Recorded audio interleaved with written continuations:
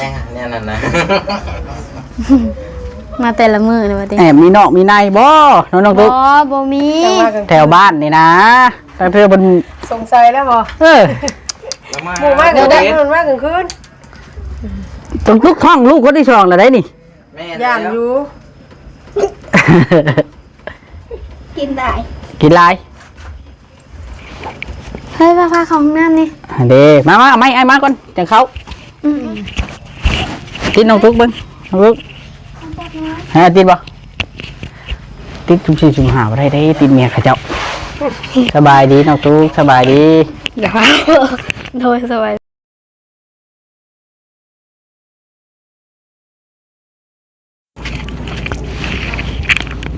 สบายดีพี่น้องทักทายสบายดีเด้อพี่น้องเบิดสุปูสุคนเบิดสุมองสุบอนพี่น้องเนาะมื้อนี้เบาลีกันอยู่ที่อันเฮือนของเอื้อเทืองพี่น้องเฮือนของเอื้อเทืองเฮือนของป้าแก้วพี่น้องมื้อนี้ลักๆว่าสิมาบอกป้าแก้วนะให้เขาเจ้ามามั่งเอาตูบคันว่าเราสิให้เขานะพี่น้องมาคุยให้รู้เรื่องกันเลยก็ว่าได้เนาะพี่น้องเนาะไปพี่น้องเนาะเพื่อเป็นการเสียเวลาไปเบิ่งนํกันพี่น้องเลยเนาะคือเอื้อเทืองเราก็ได้หลังคานี่แหละยืนอยู่หลังคาของเอื้อเทืองตอนนี้เบิ่งยับน้ำก่อนโอ้ยเย็นดีเอาเลย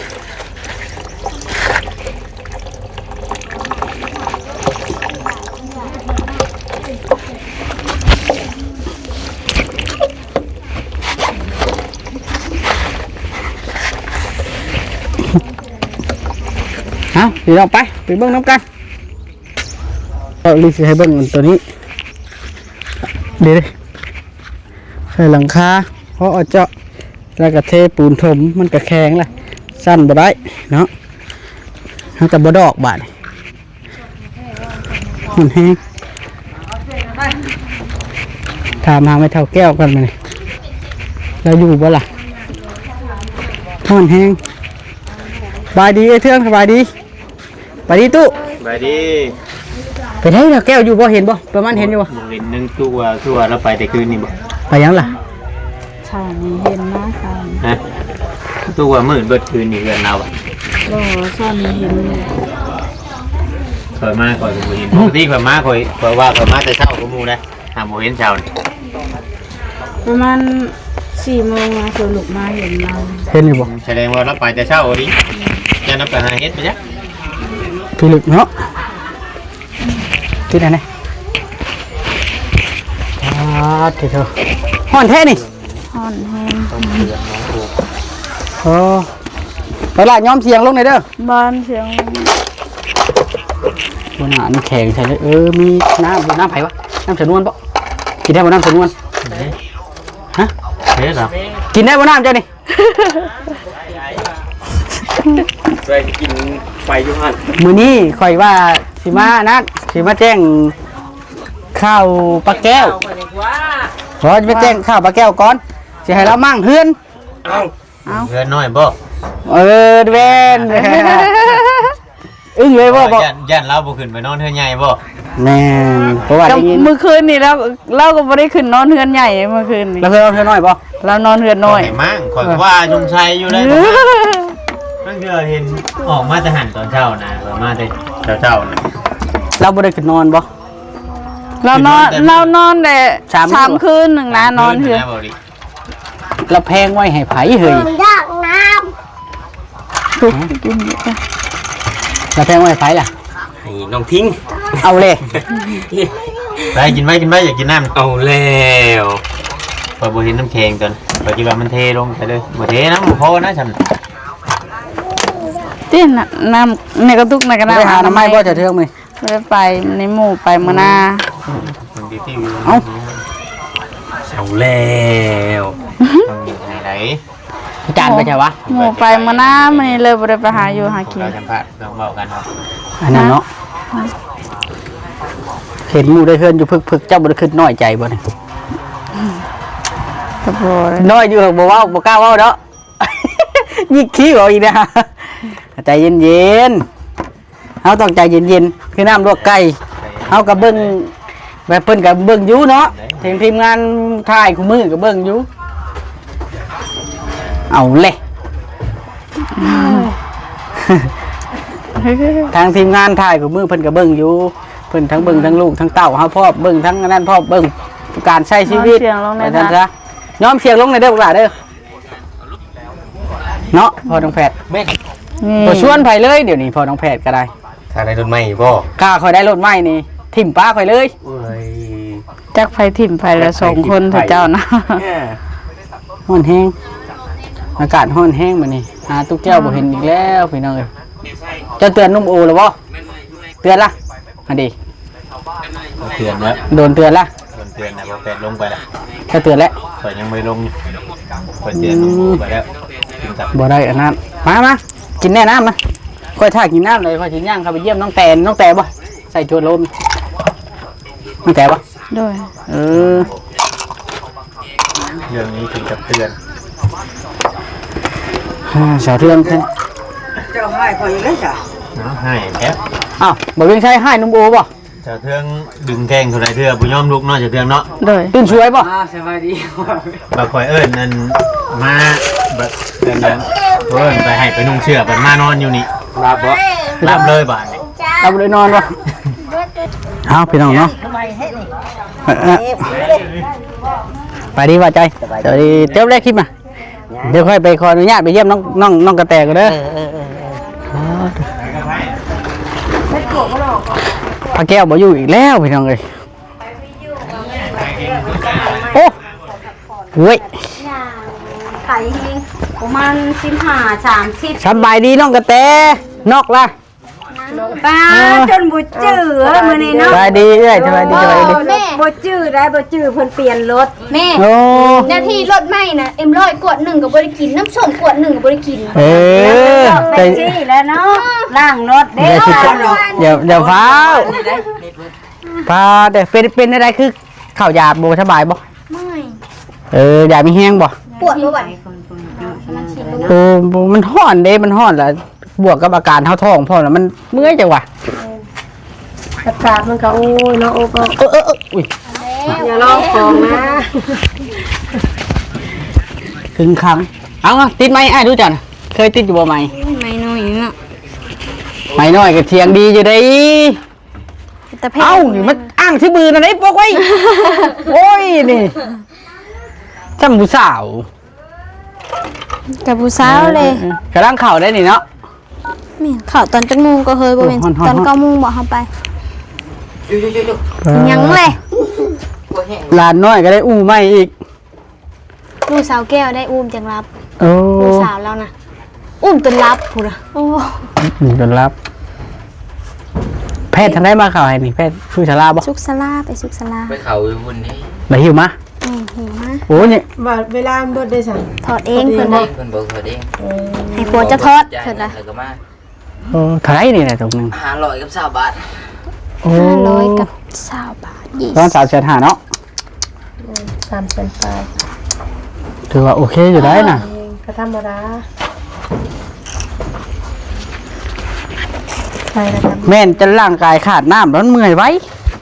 มันห้อนเด้กินน้ำต้องกินน้ำละลายผู้ย่างย่อยๆนี่ก็ได้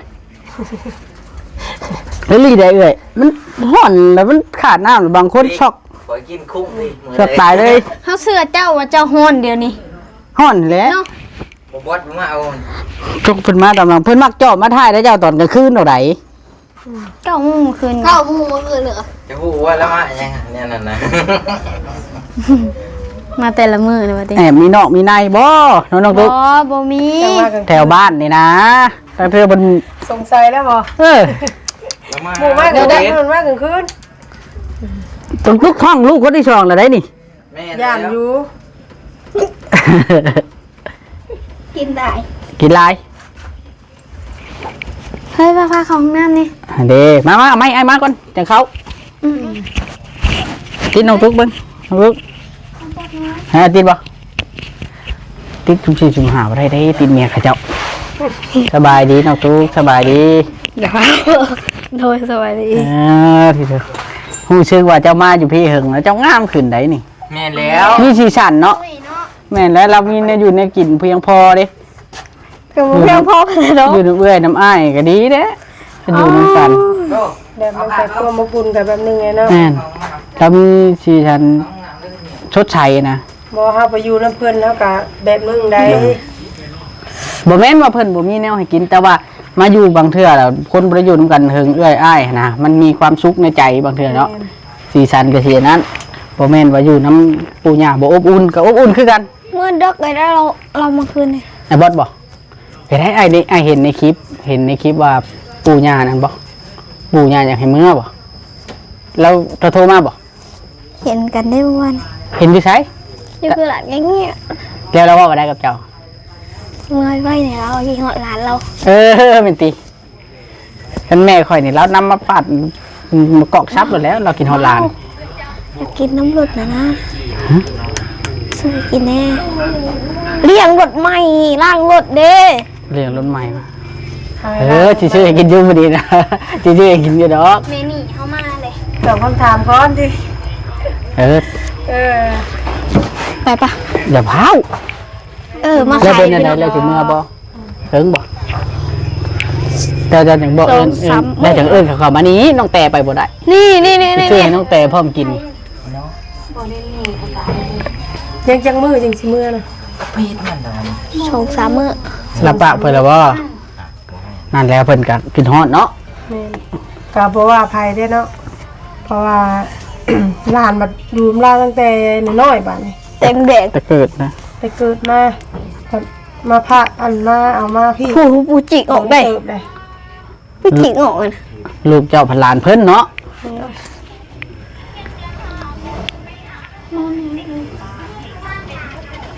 ดีเถอะก็ได้ไหมบ้านี่ เจ้าบอกสะอ่อนเขาบอกเขาตื่นเบ็ดนี่ บอกขักอย่างดียอมอีหลีเขานะ บ่มา ขี้ข้านอยากนอนเลย เขานอนตื่นหนึ่งอยู่จังมัน แม่นได้ไปโดนเติบเลย ไปโดนเติบเพิ่นเสียบจะล้มจะโดนเลย แต่ประมาณ10 โมงไปไร คอยว่าอะไร นานเบิ้ล อัน เนาะ ว่าจักว่าไปคลินิกซิโนคุณบ่ว่าคือมันโดนแท้ว่ะ กล้วยเนี่ยนะกล้วยไหนที่ตื่นเด้ก็ได้เพิ่งอาการเราเป็นวินบ่เรือเนี่ยใด ไปว่าเฮาเข้าน้ำแล้วยันว่าแพ้เนาะยันว่านั่น ยันเขาแพ้ยาดี ยันไปยาเพิ่นก็เลยพักผ่อนก่อน เลย แล้วจังเอิ้นเขาเจ้ามาขายให้อยู่พี่น้องตัวเอ้ยที่ชื่อจุกินนะ ล้างรถใหม่ ล่างไผเดียวชานมล่างกันเหนียวแล้ว อันนั้นจะเอาเสือบ่ เพิ่นนั่นมาก่อนเชื่อจะได้ท้องเด็กคนน้อยอยู่บัดแล้วบัดน้องแต่ได้ลูกแล้วนอนเฮียงกันใหญ่ท่านกันเธอได้นั่นน่ะอย่าสิคิด ฟ้าแฟด อย่าคิดได้ว่าสิบ่ทันกันทำนั้นน่ะไล่ตีกันฉะนั้นนั่นน่ะ คันผู้หญิงน่ะซ้ำฟ้าแฟดได้แล้ว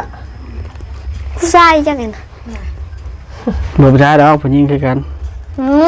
แต่ข้าน้องแต่ท้องนี่แหละแล้วจอยลงน้องแต่ จ่อยก็น้ำหนักก็40 มัน ลูกเจ้าสิใหญ่ขึ้นบ่นี่ บ่แม่ว่าจะบ่บ่ค่อยกินข้าวได้เนาะกินข้าวบ่ได้เด้ สี่ชั้นบ่คือผู้สาวนะ เก่าสาวอ่ะล้างรถใหม่ บ่แบบว่าคนท้องกับคนบ่ท้องก็สีสันก็ต่างกันเนาะ นั่นแหละ แต่เราบ่ท้องมีผัวอยู่แต่ว่าสีสันมันก็กว่านี้นะ ไม่เลือกนี่เนาะ เฮ็ดน้องตุ๊ก เอิ้นน้องตุ๊ก เฮ็ดเอ้าบ้านนี่ มาขายอยู่พี่ได้ ยันบ่ได้กิน เดี๋ยวชิมเอาปลาเขาไม่ได้กินแล้วนี่เอาก้อนบ้องงอให้เรายิบเหยียบได้กับปูได้น่ะ เหยียบรถบอกคนเหยียบรถ เราเปลี่ยนเนี่ย เห็นไปเหยียบกับปู ตลาดน้อย กินยังน้องตุ๊ก ซื้ออย่างบ่ แต่บ่ถึงคันเลี้ยงคันเกลือดอกซื้อสุกินนี่แหละบ่ว่าถึงคันเลี้ยงผัวเจ้าบ่แล้วเลยไปเลี้ยงก็บ่อย่าไปหาเฮ็ดแล้วแบบมันบ่เป็นตะเรื่องเด้ ปะวัด เอาเนี่ยมันจะอิ่มท้อง ยังน้อยอยู่สิไปลิ้นหน้าธนูวันนั้นแหละ นี่บ่น่ะ เอาตัวใดล่ะตั้งแต่เอาตัวใดตั้งแต่ ยังทุกที่น้ำส่งนี่นะ นั่นกินของคนป่วย ข้าวต้ม ต้มยัง ต้มเวียดนะต้มเวียดเลยไก่เค็ม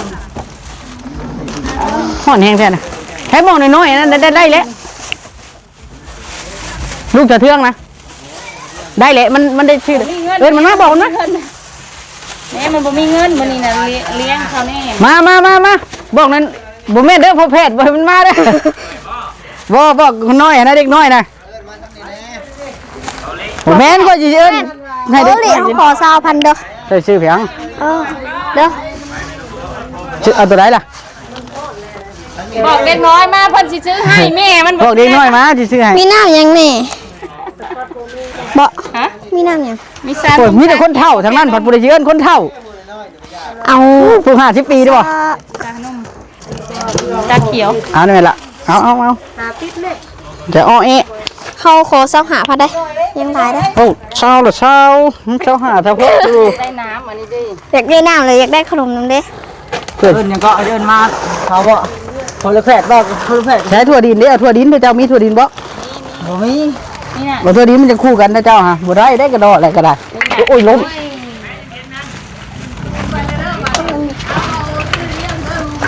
มาโลดผู้ละ10เด้อผู้ละ10เด้อบ่เกิน10เด้อบ่ เอายังเอานี่บ่ เอารถผู้ละ10จ้ะนะผู้ละ10 ใหญ่นะโทษดีแท้ทงนะ นี่เท่าไหร่ก็ แม่น บ่ได้มิดติ ตัวนี้ได้สะ โอ้นะ5,000 มาดิ 5,000พอ เอา5แล้วก็เอา5 ผู้น้อยเนาะ ผู้ละแพทย์ โอ้ย่าบ่ให้ก็ได้2คนนั่นน่ะข่อยมีแนวให้เขากินอยู่กินเจ้าก็กินมา10,000เจ้าก็ได้มาเอา อ้าวเฮ้ยเด้เฮ้ย มาเอาเอาเลย ผู้ละ10ผู้ละ10 พี่ไอ้ได้สะ ไล่เอาเด้อ นั่ง10 2 10 25 35ลูกนั่งเทื่องหัก35 45โอ้ย เอาเว้ยเอาผู้ละ10เอาไผก็มันอยากกินรถใหม่เนาะ น้ำจอกเสียง ใช้อันแถวนวลน่ะผู้ละ10เลยละบ่กินบ่ น้ำบอก กระต้มน้ำได้ เพิ่นบ่ให้เกิน10เพิ่นว่า น้ำหวานเบอร์ตัวนั้นได้ข่อยนะ เด้น้ำหวาน เอาตอนนั้นเพิ่นจะ เรียกบ่เรียกรถใหม่เด้เขาเจ้าว่าชื่อรถใหม่นี่ เฮ้ยหันมาเบอร์ระบบกินนี่ขายกันหน่อย ผู้ชาวนะผู้ชาวดิ ได้หรือเปล่า ยัง พันเด้ มาดิแม่แล้วขึงจะอยู่เจ้าจะไปหยอกแล้ว บอกเลยข่อยก็สิหาเรื่องแล้วมันมีหยังไงนี่แหละ ที่พันหมดจะให้เอา แม่น มันก็เอาเกินนี่บ่ได้ คือละจ่ายตื้มเท่าไรถ้าเจ้าเอา15ไปดิเจ้าจก5,000 เอ้ข่อยเอานี่ได้10,000เอาน้ำมัน จะให้แต่ผู้10,000 ผู้ละ เนาะ 10เต็มร้อยผู้ละขวดเด้คือแม่นเต็มร้อยกะสิบ่บอกเพิ่น โอ้10,000หนูบ่เต็มจอกเนาะโอ้10,000หนูบ่เต็มจอกเอาเลย สบายดีก้องคอยในตีมาก็ได้เอาเลยเห็นแต่แก่กินแค่นี้ ทานทงหรือบ่ มันแพงไปตูดอ่ะได้แล้วนางตุ๊กนะได้แล้ว มันได้น้ ก็ดีนะขอบใจไอ้ก่อนขอบใจไอ้ก่อน ำเอากาแฟจอกหนึ่ง ขอบใจไอ้ก่อน ขอบใจ ขอบใจแล้ว เราเรียนหลายเด้อ เอากาแฟบ่ น้ำหวาน พูดอะไร บ่ นะ ได้เอากาแฟบ่ โอเคขอบใจขอบใจ เพื่อนอยากกินกาแฟ ฮะ เพื่อนอยากกินกาแฟเอาให้หรือบ่ เทือง เดี๋ยวผู้ เทื่อยอยู่วะ เอากาแฟ เอาคาเฟ่ ผู้ใดอยากกินกาแฟ เป็นเช้าสี่เพิ่นเลย เด้ ขอบใจเด้อ โดย กินน้ำมันกันแพ้น้ำกันนะ รถไม่ ของแล้วรถไม่ ขอบใจมาก เอา10,000บ่ กินน้ำบ่แพทย์นี่นะ 15บ่ แพ้เคยกินน้ำหวาน เอาจอก15 เท่าไหร่ ใจละลายเด้อ เดินขอบใจเฮง ฝากครับคุณคำคุณ เก้าวัดใน แม่ คำคุณคำคุณ การบ่เรียกว่าพ่อแพทย์เว้าอยู่หั่น เฮ้ยแม่จริง น้ำเมาเด้อเฮากระลำคือกัน เดินฮะ ตามโตเด้อแมลงเด้อ เดินปวดหัวเอาแต่กระต้มนะบ่ใช้ผู้นั่นนี่จ้ะผู้สาวได้จ้ะ สาวยิ้มเขินอยู่ค่ะ ไม่เขินอยู่ว่าทางนั้นแหละ ยังเขินนี่ไงยิ้มหน่อยยิ้มใหญ่เยอะ ไม่ได้เอาติ โอ้คิดว่าเฮาผู้เอาอ่ะ เอา ป้าเดี๋ยวจะไปเราว่าเป็นไข้ก็จะกินกาแฟจะไปกินเด้ก็เป็นไข้นะชอบไหม คนโตคนไข่ได้กินกาแฟ มีแต่มืดตานี้เลย ฮะใช้น้ำหวานนะตัวไหนล่ะ นี่ได้ยังอยู่ท้องนี่ น้ำหวานได้บ่ ได้รถได้ร่าง มีเท่าเดียวก็ เป็นยังมีโซ่มีแล้ว บ่มากินอันนี้ ใช้เรื่องของข่อยนะ เจ้าสิเอาหยังกาแฟบ่ ผมไปกินเด็กถือจะได้ โอ้ยจนเขายังถามอยู่เด้เขาว่าผู้ใดเอา เอาได้แม่เจ้าสิเอาหยังก็ได้พวกไอ้สิจ่ายดิ จี้ก็ได้เด็กเขาจี้น้ำ น้องดูน้องตุ้งเนาะ บ่เอาตัวนั้นเอาตัวนั้นนี่ตาหนาว แม่นแล้ว ได้รถใหม่ มันเริ่มทงเลิกเติบไปได้ บ้างพี่น้องได้ข้าวตีตรงนึง มันเดิม บ่จ้อยก็สิเลี้ยงว่าบ่จ้อยว่า ตัวนี้นะ แม่น กับเมื่อน่ะเพิ่นล่างน่ะแม่น เริ่มแล้ว เริ่มแล้ว มันร้อนคักมันเริ่มร้อนคักแล้วยังไม่ได้ล้างก็ได้เริ่มร้อนคักแล้ว เริ่มโลดบ่ อ่า เรื่องยังบ่ได้บ่เดี๋ยวนี้นะ เปิดบ่จ่อยเดี๋ยวเบิ่งชิมก่อน เอาเจ้าสิเอาหยัง นักใส่อัน ตาเขียว บอกเขาให้ ตานมดีนบ่เพิ่นถามว่าผ่านหยังนะผ่านแล่น พอแล้วตีบาทนี่ลบรวมหมด เอาละ สิมาอ้างคือบืออยู่นี่นะเอามาไม่ ใช้ลืมนะว่าผู้สาวเท่านี้นะ ได้แล้วว่าผู้สาวนะเอาได้ไหมเว้ยอย่ายิ้มนะไอ้บุญนี่แม่นผู้บ่าวนะ เรียนบ่ได้เอาอย่างนี้ เป็นผู้ว่าอย่าได้ เอาไปดิรวมมาดิ 1,700 1,715 เชิญเจ้าค่ะ 1,810 1,615ใส่15 1,800พอดี เอาเลย มันแดดแห้งเนาะ เงินให้ประตูพ่อนะมา นะมาเอาตัวไม้มาเอ้ยเปลี่ยนให้แม่รับเปลี่ยนให้ได้แบบว่ามัน อ่ะ ร้อน เชิญแปดทอนโดยไวเจ้าหน่อยมีคนเอาบอกกินคอยอดเอาคอยอดเอา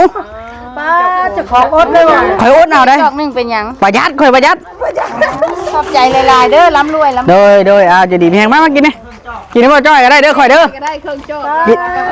ดูตูนเด้ ถูกว่าบ่ได้เจ้าของบ่ทันว่า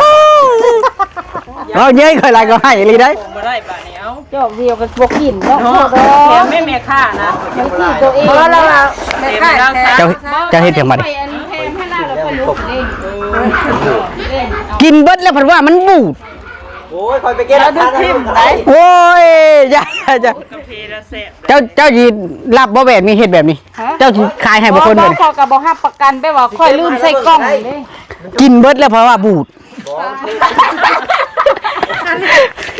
เอาโอเคเด้อพี่น้องโอเคบาดนี้เบาลิสิได้ขอโตวก่อนเนาะบ่หยอกคือกันพี่น้องบ่หยอกครูเพิ่นว่าอยากอันกินรสไหม้ก็เลยซื้อทุกเพิ่นกินผู้ละ10,000พี่น้องเนาะหมู่ครูไอ้น้องลูกหลานเบิ่นนี่ละจังใดก็อยู่ดีมีแฮงพี่น้องบัดนี้เด้อสบายดีพี่น้องเนาะ